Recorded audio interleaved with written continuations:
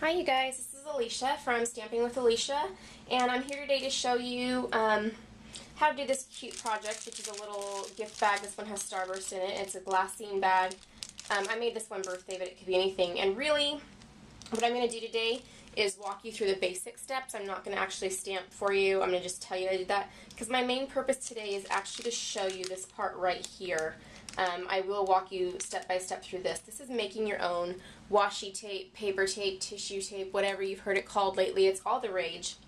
And I really like this stuff, but I'm very hesitant to buy a whole spool of it, because even though I like it, there's a lot on a spool, and even the pattern I love, I only use a few inches at a time, and I just don't think I'm going to end up using several yards of it.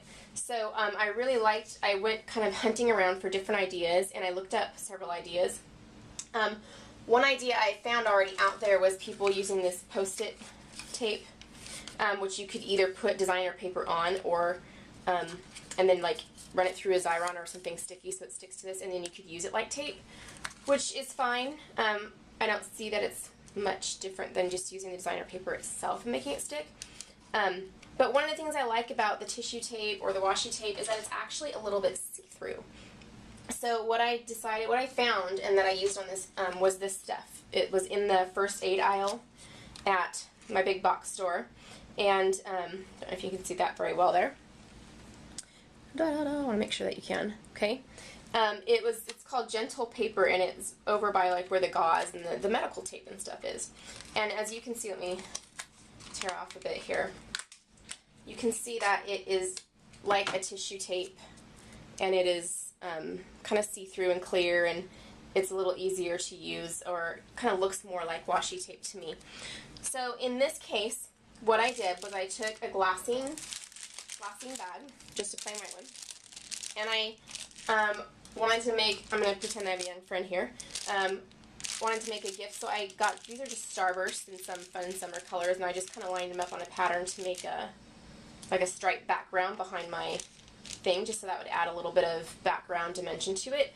Just a little tip of what I do when I'm trying to get candies like this that are loose in a bag to like stay flat, is I actually, if they're wrapped like this, I cut a piece of cardstock. That's the dimensions of all of them together. I think this is 3.5 inches for these 4 rows of Starburst.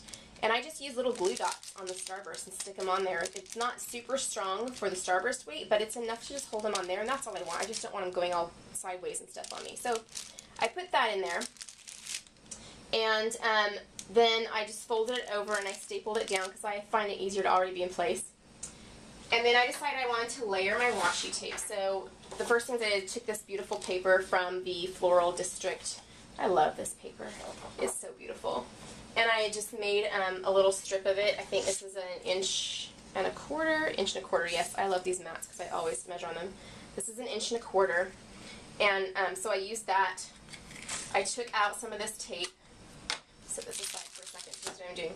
Okay, I put it down on here. Now, you can actually pick this tape up and move it once or twice, and it would be fine. It sticks totally fine. It's not going to start lifting up and stuff.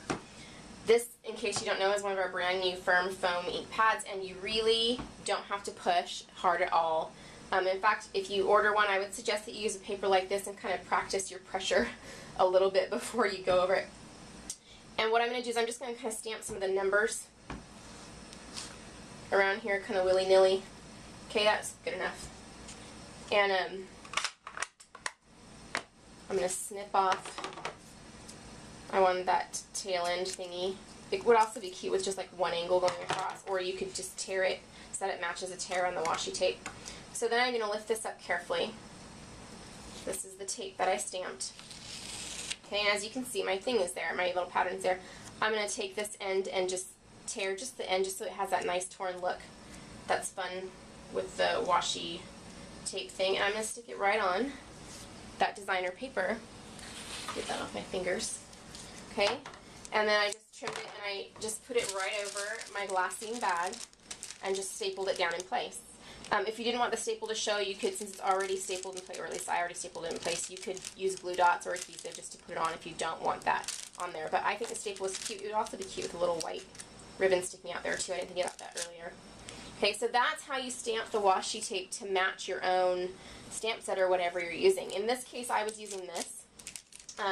This little happy birthday I filled in, the 2 and the 6, happy 26th, circle TH birthday, and I'm just going to put this right on my bag. I put a couple rhinestones, one on each side, because it needed a little something. Turn this towards me for a second. Okay, and that's all there is to it. The washi tape, like I said, is really easy. Here's one more look at that.